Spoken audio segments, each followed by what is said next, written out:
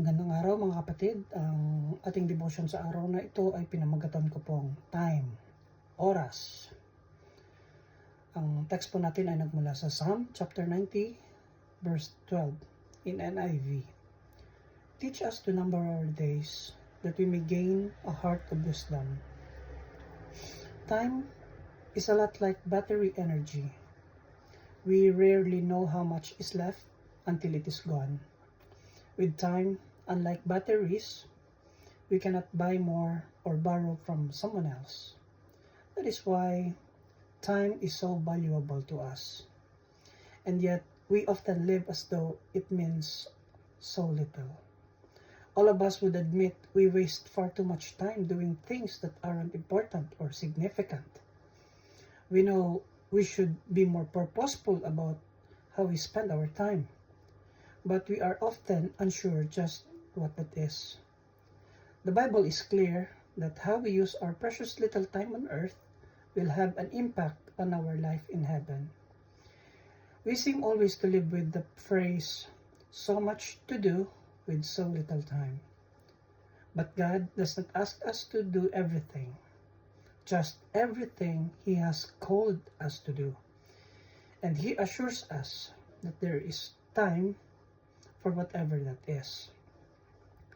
The more we invest in discovering the purpose for which God created us and how to live out that purpose, the more meaningful and significant our life or our time on earth will be.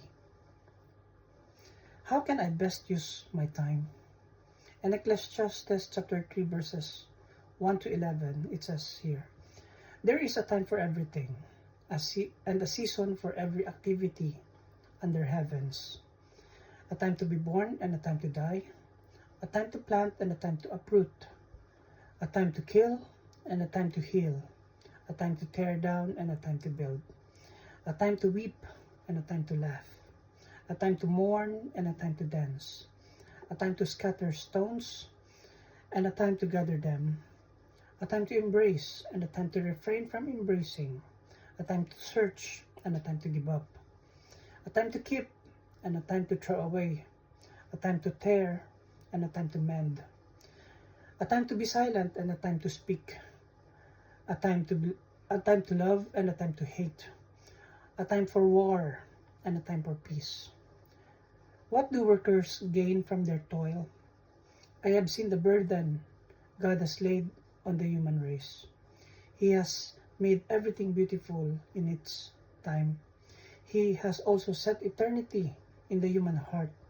Yet no one can fathom what God has done from beginning to end. In 2 Peter chapter 3 verse 8, it says, "You must not forget this one thing, dear friends. A day is like 1,000 years to the Lord, and 1,000 years is like a day." Time is beyond human control, and the full scope of God's work is beyond our vision. This should move us toward humility, wisdom, and balance between stressing out about importance of our time and embracing our responsibility for how we use our time on this earth. In Ephesians chapter 5, verse 10 and 15 to 17, it says here, "And find out what pleases the Lord." And verse 15, it says, "Be very careful then how you live, not as unwise, but as wise, making the most of every opportunity, because the days are evil. Therefore, do not be foolish, but understand what the Lord's will is." Proverbs chapter 19, verse 21, it says, "You can make many plans, but the Lord's purpose will prevail." How can I find the time I need, you may ask? In Exodus chapter 20, verse 8 to 11, it says here, "Remember to observe the Sabbath day for keeping it holy. You have 6 days each week for your ordinary work, but the seventh day is a Sabbath day of rest, dedicated to the Lord your God. For in 6 days the Lord made the heavens, the earth, the sea, and everything in them. But on the seventh day He rested.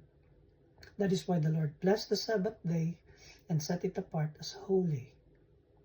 Believe it or not, the best way to have time we need is to devote time to God for worship and for rest.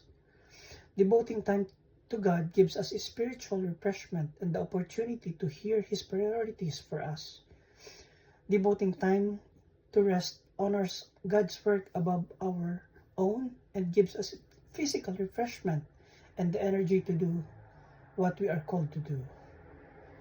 And the promise from God in Ecclesiastes chapter 3 verse 11, it says, God has made everything beautiful for its own time. He has planted eternity in the human heart, but even so, people cannot see the whole scope of God's work from beginning to end. Let us pray. Dear Lord, thank you for the time that you've given us. We ask that you guide us on how we use our time wisely. And we pray, O Lord, that we will honor you and to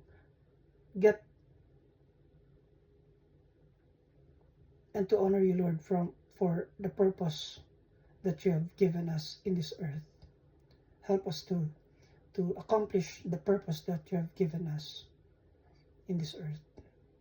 Thank you, Lord. We give you praise. In Jesus' name we pray. Amen.